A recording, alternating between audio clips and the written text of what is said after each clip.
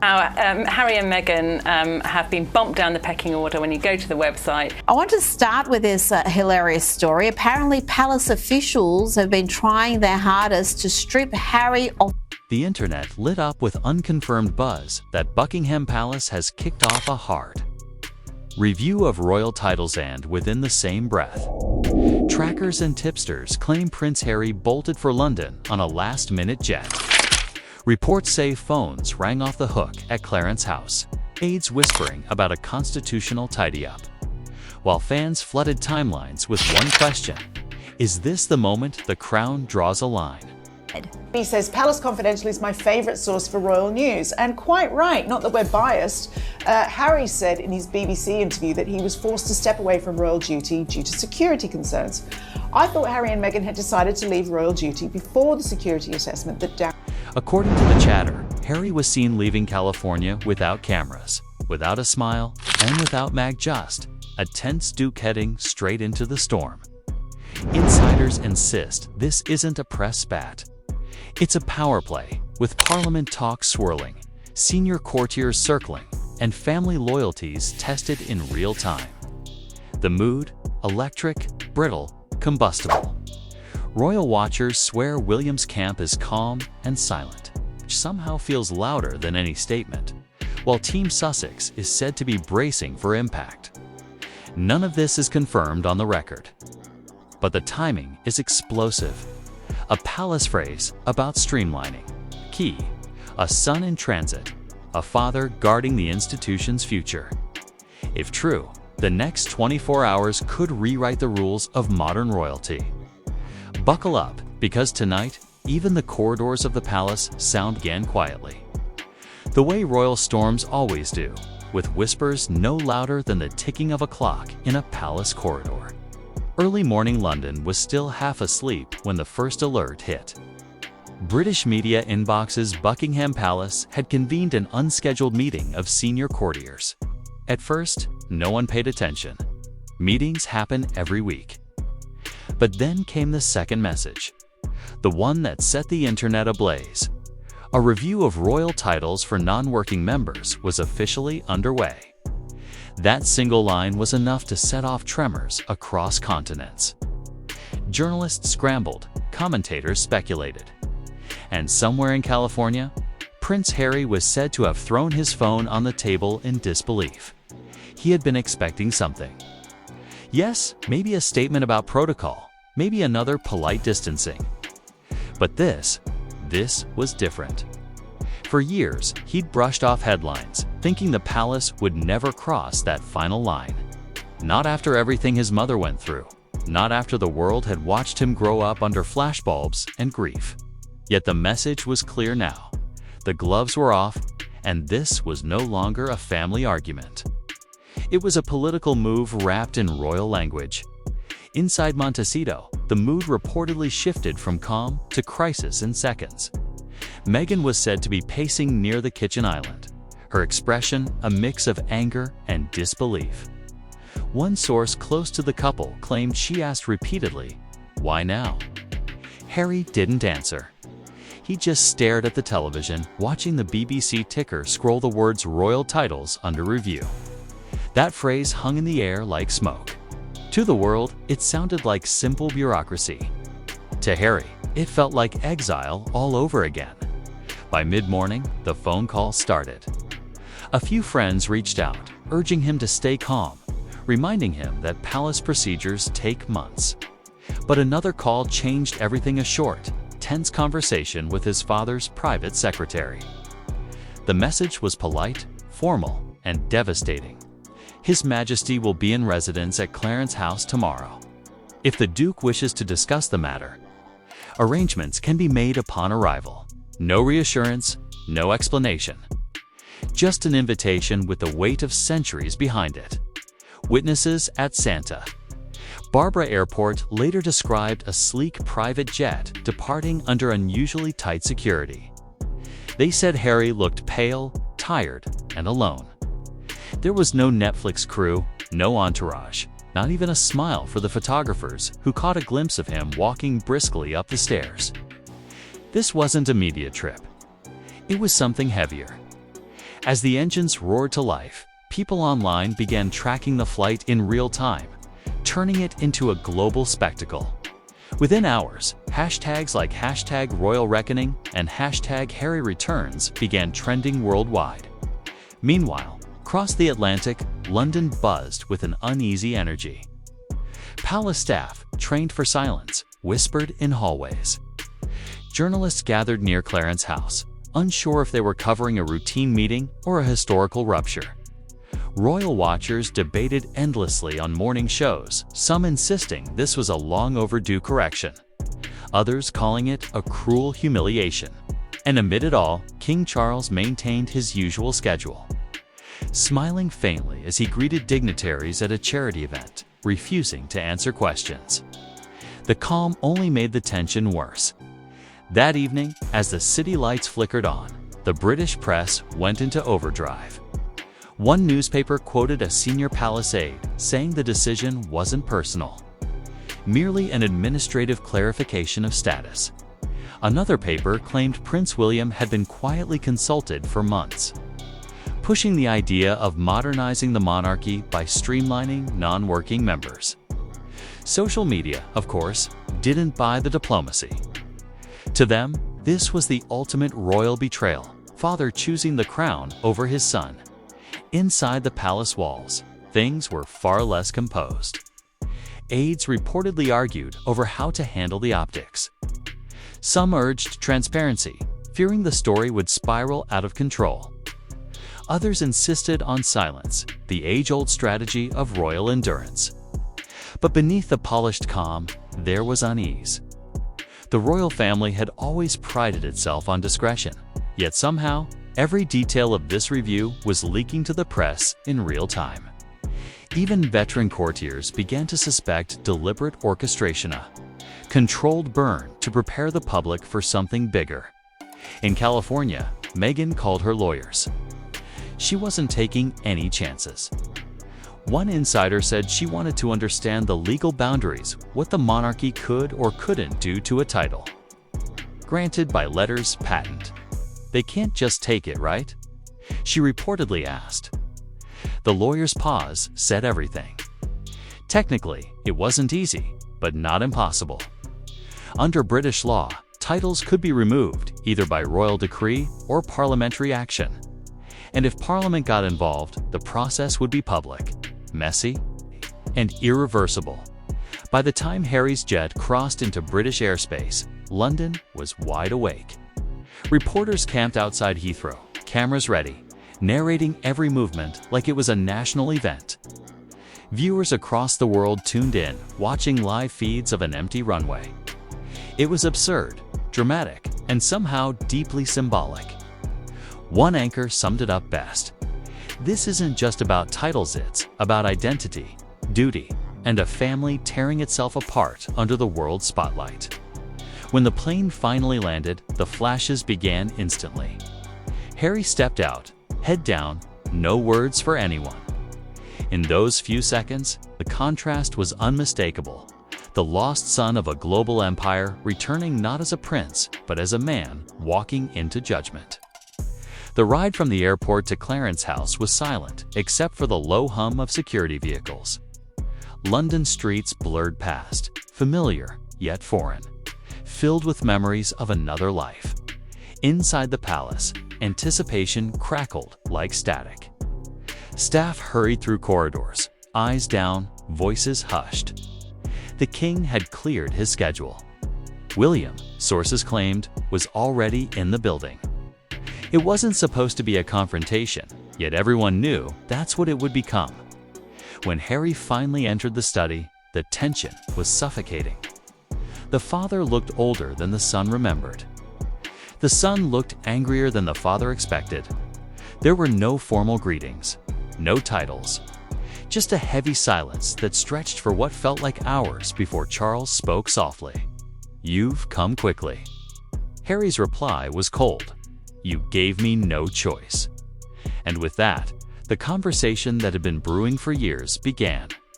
The room was small, filled with old portraits and faint echoes of history.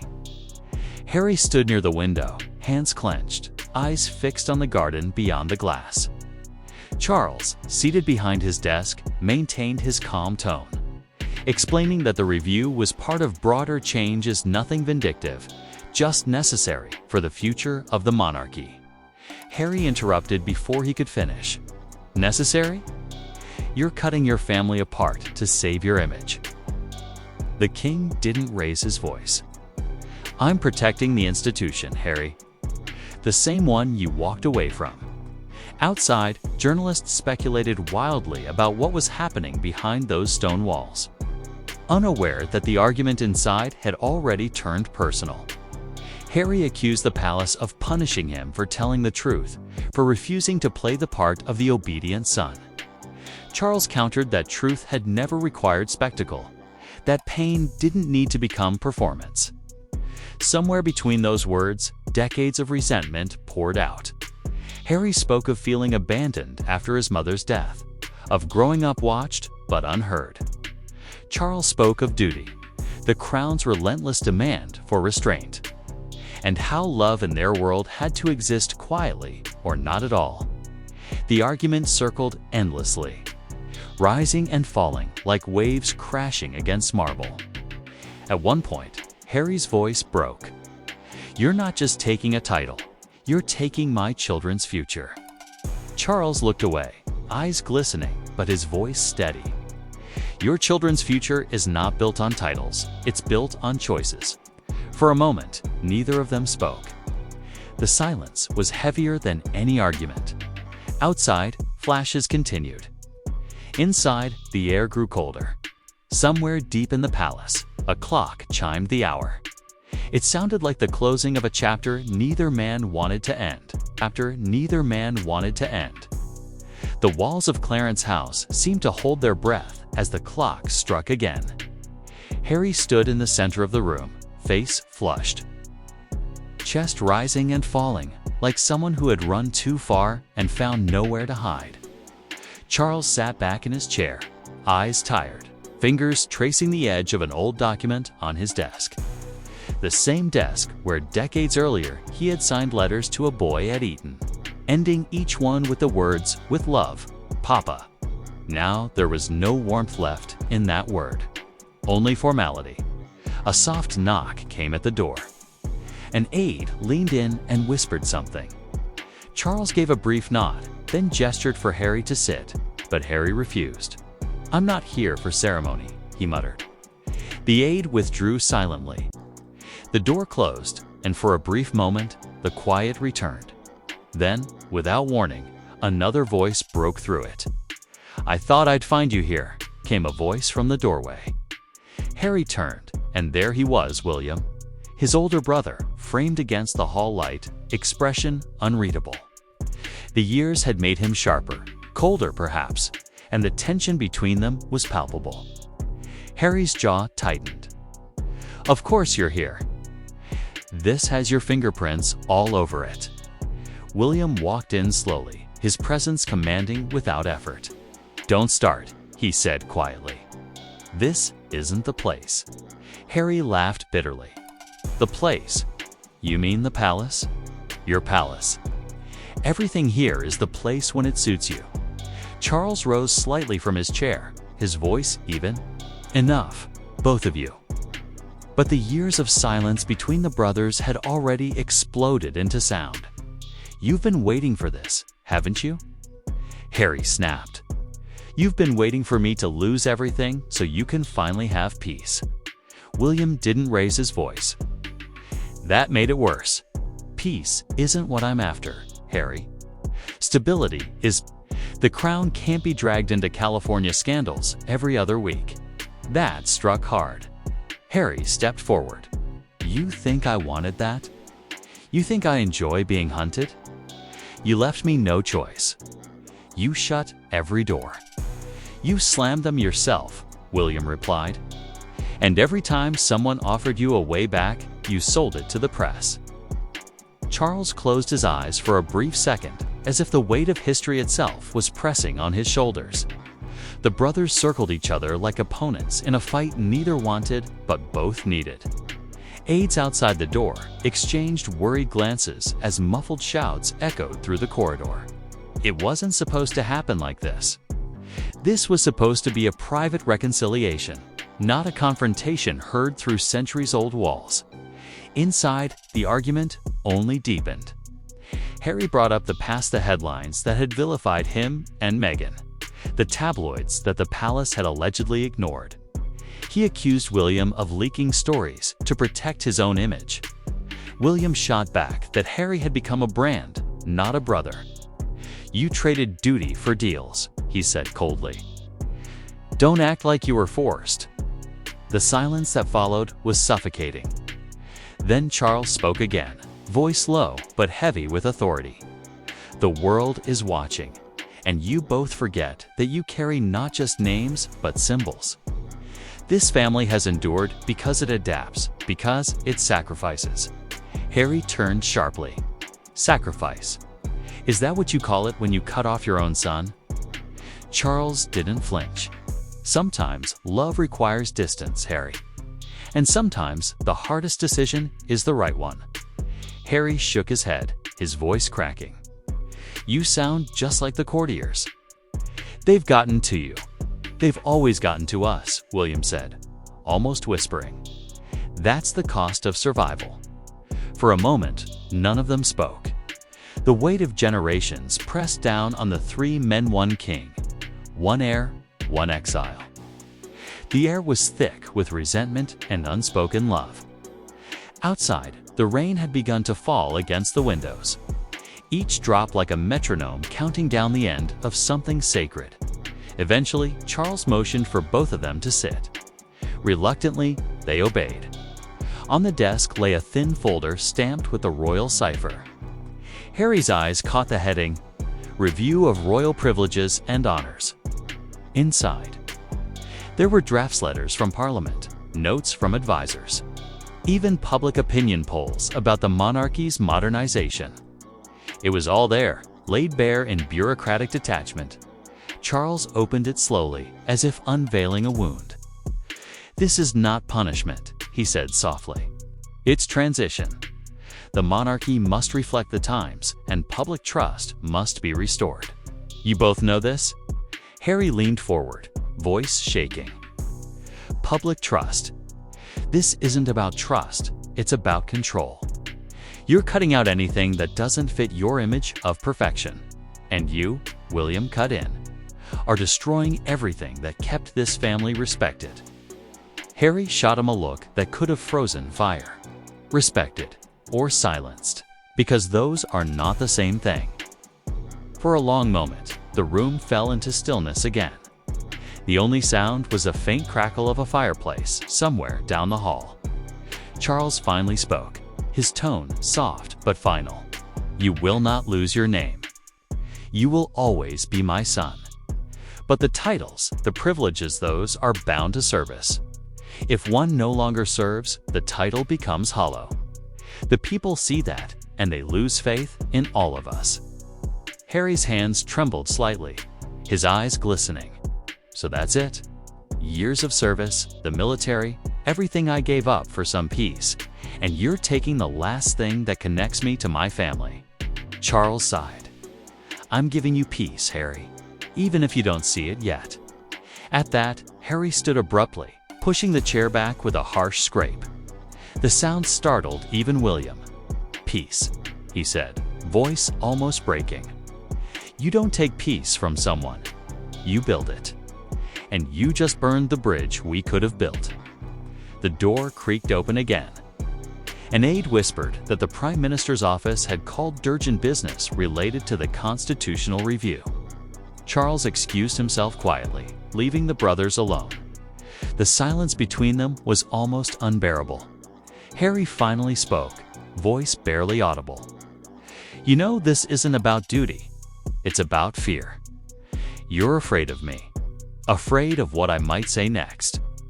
William looked at him steadily. "No, Harry. I'm afraid of what you've already said." The words hung in the air like a blade. Harry stepped closer, eyes narrowing. "You think Mom would have wanted this? You think she'd be proud of you for standing by while they erase her youngest son? William's voice cracked for the first time. Don't use her memory to justify your chaos. She wanted strength, not spectacle. Harry didn't reply.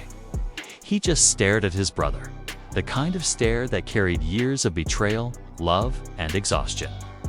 Outside, thunder rolled softly over London. Somewhere in the city, reporters waited for updates, unaware that the real storm was unfolding behind those walls. Finally, William turned toward the door. I'll talk to Father. See if there's room for reconsideration. Harry didn't thank him. He didn't even look up. He just muttered, "Don't do me any favors." The door closed, and the echo of it seemed to last forever. Harry stood alone now, staring at the folder still lying open on the desk. He reached out, fingertips brushing over his own name, printed neatly under the heading Duke of Sussex. A name that might soon be history.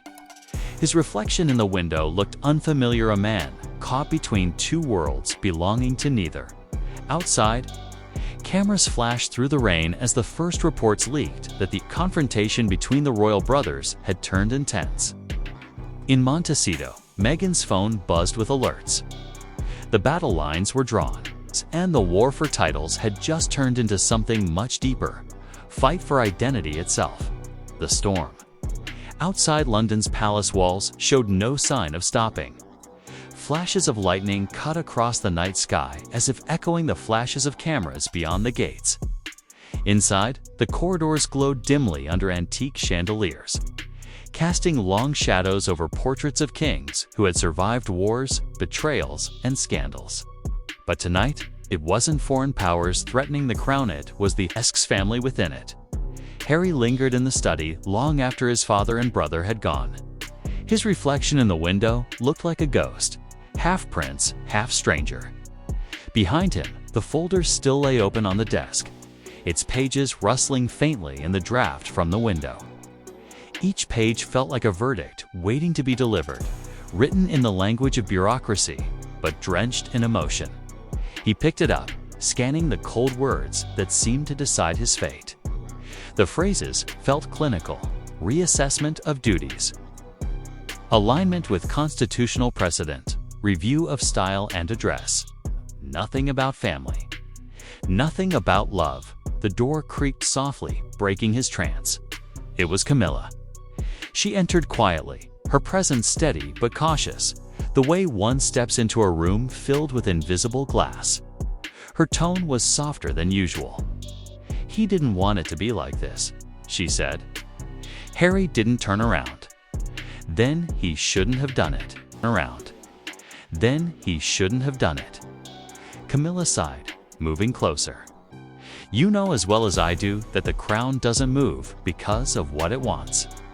It moves because it must." Harry's laugh was bitter. "That's what you all tell yourselves, isn't it? That duty makes the cruelty noble." She looked at him for a long moment, saying nothing. "You think he doesn't love you?" she asked quietly. Harry finally turned. "Love that comes with conditions isn't love. It's leverage." Camilla's expression didn't change, but her eyes softened. "You remind him of your mother more than you realize," she said. Before walking out, leaving the air heavy with old ghosts, Harry exhaled shakily and left the study. The corridor outside was silent, the kind of silence that feels staged. Portraits seemed to watch as he passed past monarchs frozen in judgment. He could hear faint murmurs from another room, aides talking about schedules, meetings, public statements. The palace was already preparing for mourning, for the news cycle that would turn this private fracture into a global event in another part of the city. A different storm brewed. Journalists crowded the streets near Clarence's house, microphones in hand, each one chasing a whisper of what had happened behind those closed doors. Morning papers were already being printed with speculative headlines. Royal showdown, the crown versus the sun, Sussex titles in peril. One outlet even claimed that Parliament would fast-track the titles review. Though no official statement existed yet, Back in Montecito, the news had reached Meghan. Sources close to the couple later described her reaction as controlled fury. She reportedly called her publicist, then her legal team, then her mother. Within an hour, a quiet media operation had begun draft statements, controlled leaks, friendly journalists briefed. The goal wasn't defense. It was narrative. Meghan knew that if she didn't tell her story, the palace would tell it for her. One insider claimed she had said, "They think they can corner us, but we've been in this ring before. Soon." Familiar voices began appearing on morning shows, offering sympathetic takes. "Meghan is heartbroken," said one commentator. "This isn't just about titles. It's about erasing identity." Across social media, support and outrage collided like thunderclouds. British audiences largely sided with the Crown, calling for respect for the institution, while American fans flooded timelines with #StandWithHarry and #LeaveHarryAlone. In London, the royal household scrambled to manage the fallout. Communications staff debated the wording of their next statement for hours. One faction wanted a firm line, no comment, no weakness. Another suggested a more human touch, something acknowledging the emotional strain. But the king's final instruction was clear. Dignity first. Always dignity. As dawn broke over London, Harry hadn't slept. He sat by the window of his old room, watching raindrops chase each other down the glass. Memories played behind his eyes, his mother's laugh, her perfume lingering in hospital hallways, the sound of her voice calling him darling boy. He wondered what she would have said now. Would she have told him to fight or to walk away? His phone buzzed. It was a message from Meghan. They're turning it into a circus. Come home. Harry typed a reply, but deleted it before sending. He wasn't ready to go back, not yet. There was something he needed to say, something only his father could hear from him. Not from the press, not from Parliament. At breakfast, the tension was visible even in the silverware. William sat stiffly, staring into his tea. Charles read the morning brief, though everyone knew he wasn't really reading. The air was thick with words unsaid. When Harry walked in, conversation stopped. The only sound was the faint clink of a teaspoon on porcelain. He sat across from his father, eyes hollow from lack of sleep. Charles looked up finally. "You should rest before you travel back," he said. "I'm not leaving yet," Harry replied. His tone was calm, almost too calm. William's jaw tightened. "You've said everything already." "Not everything," Harry shot back. "I need to understand how this became public. The review, the meetings, the leaks, none of that happens by accident." Charles set his teacup down carefully. "The world has a way of finding out what it wants to know." "Don't give me riddles, Father," Harry said sharply. "Who wanted this review? Who started it?" "The people," Charles replied simply, "and their representatives. Parliament has been pressing for clarity for months." "So it's politics now," Harry said, shaking his head. "You're letting them dictate who your family is." William leaned forward. "It's not politics, it's preservation. Every scandal, every interview, every complaint chips away at the crown. At some point, we had to stop bleeding." Harry stared at him. "And you think cutting me out will stop it?" "It might stop the noise," William said softly. For a moment, Harry almost laughed, but there was no humor left in him. "You'll learn, brother. The noise never stops. It just changes who it's blaming." Charles folded his hands. "There will be a public statement soon. I want you to hear it from me before it's released." "A statement," Harry repeated. "A clarification," Charles said carefully, "that the titles of the Duke and Duchess of Sussex are under constitutional review." The words hit like a hammer. Even though Harry had expected them, hearing them spoken aloud made them real. His hands clenched into fists beneath the table. "So it's done," he said quietly. "Nothing is final," Charles replied. "It's already final," Harry said, standing. "Once you speak it, it lives forever." He left the room before anyone could respond. Outside, the corridors buzzed with the faint sounds of movement guards repositioning, staff whispering. He walked past them all without a word, through the grand entrance and into the courtyard where cars were already waiting. A gust of wind lifted his coat as he paused at the gates. For a moment, he looked back at the palace, its windows glinting like watchful eyes. By the time he reached the car, his phone buzzed again. It was Meghan, calling this time. He hesitated, then answered. Her voice was sharp but trembling. "They're saying the review is official. Tell me that's not true." He didn't answer right away. "It's happening," he said, finally. "They've already decided." There was silence on the line. Then she whispered, "Come home, please."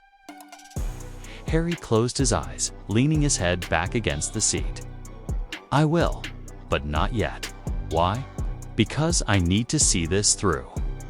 If they're going to erase me, they're going to look me in the eyes while they do it.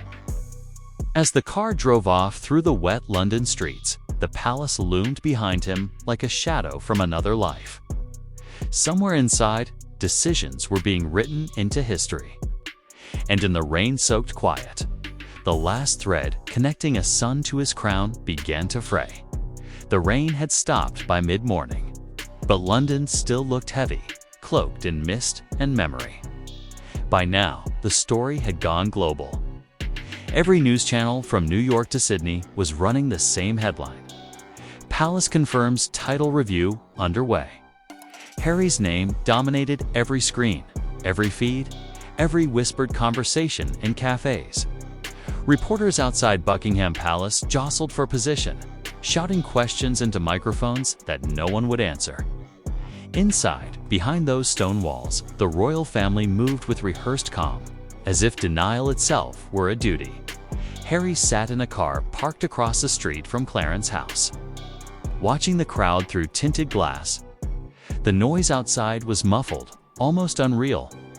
He had been through public chaos before, but this felt different. This wasn't scandal, it was extinction. The end of his place in a world that had defined him since birth. He took a deep breath, the kind that burns on the way in, and reached for his phone. Meghan had called 5 times. He hadn't answered. Not yet. There was one last thing left to do. He stepped out, hood up, shoulders hunched against the drizzle.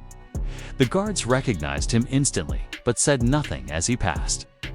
Their silence felt heavier than judgment.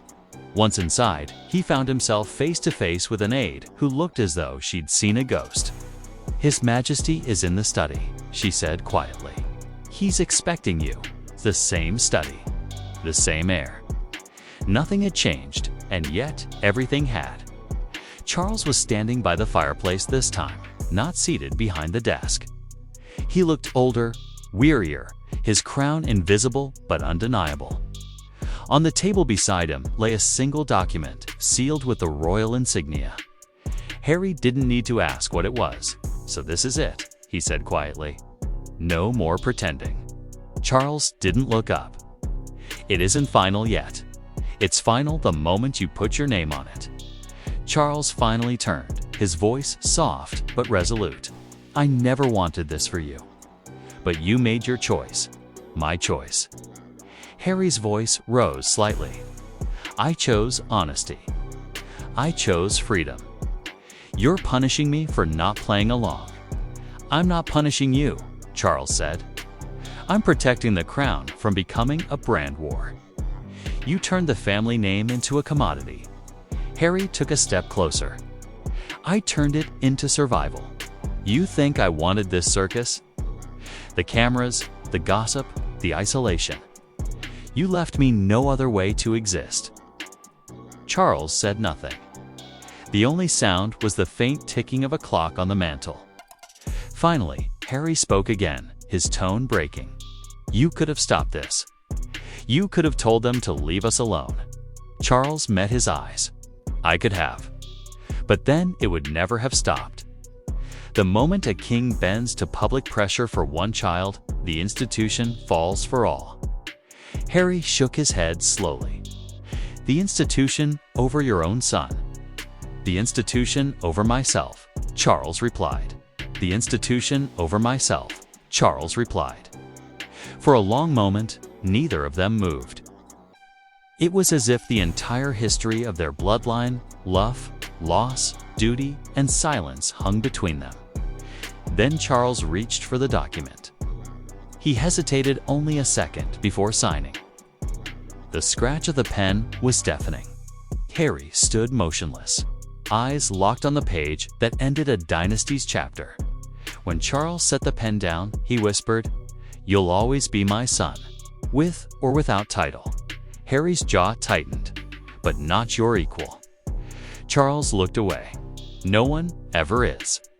Harry turned and walked out before his voice could betray him. The corridor outside felt colder now, each step echoing like a verdict.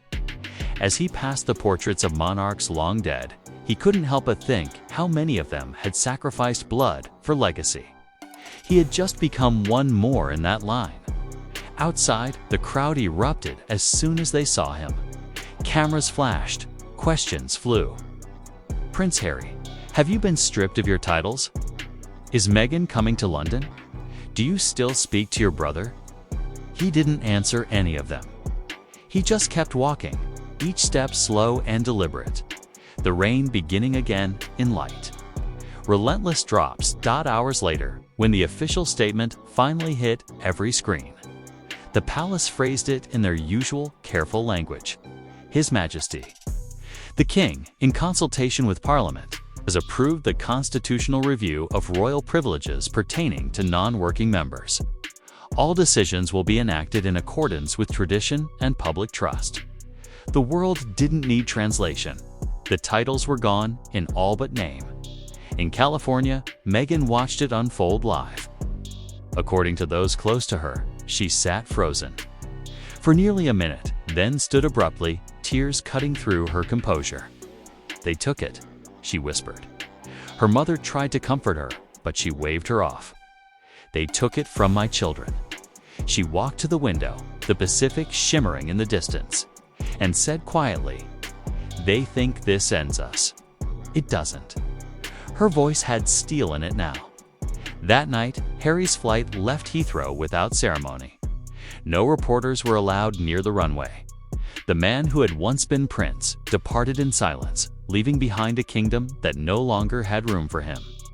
On the jet, he stared out the window as the lights of London faded beneath the clouds. A flight attendant offered him tea. He declined. For hours, he sat motionless, lost in thought. Somewhere over the Atlantic, he finally spoke to the empty cabin. Maybe freedom was never about leaving. Maybe it was about being forced to go. Back at the palace, Charles stood at the same window his son had once stared through. The rain had stopped again, but the silence inside felt heavier than before. William entered quietly. "It's done," he said. The king nodded without turning. "History repeats," Charles murmured. "First my parents, then me, now him."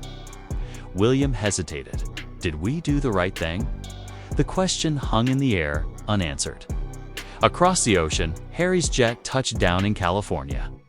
Meghan was waiting on the tarmac. For a long moment, they didn't speak. She reached for his hand, and he took it, wordless. Together, they walked toward the car, cameras flashing distantly behind fences. Inside the car, Meghan finally whispered, "What happens now?" Harry looked out the window at the morning light breaking over the hills. "Now we live like we said we would," he replied softly. "No titles, no crowns, just us." That car disappeared into the quiet streets of Montecito. London woke to a new reality. Newspapers called it the end of an era. Commentators debated whether it was justice or tragedy. Supporters on both sides clashed online, their words sharper than swords. But in truth, it was simpler than politics or protocol. It was the story of a family too public to heal and too proud to bend. and somewhere between the fog of London and the sunlight of California, a father and son stared at the same sky, worlds apart but bound forever by the silence that follows every royal storm. And that's where the story stands. Royal history, rewritten in real time, a family torn between crown and conscience, and a son once called a prince now standing outside the gates of everything he was born into. No matter which side you're on, it's impossible not to feel the weight of it all. Was this justice for the monarchy, or the final fracture of a family that's been fighting ghosts for generations? Fans around the world are still arguing, wondering if this marks a new beginning or a quiet end to one of the most talked about sagas in modern royal history. What happens next? No one knows. Will the titles ever return, or has the monarchy made a decision it can never take back? Will Harry and Meghan use this moment to finally move on, or is there another storm waiting across the ocean? One thing's for sure, the world is watching, and every glance, every silence, every royal wave will now carry the memory of this day. If you've been following this drama from the very beginning, now it's your turn to weigh in. Do you think the palace went too far, or did they simply protect what's left of the crown?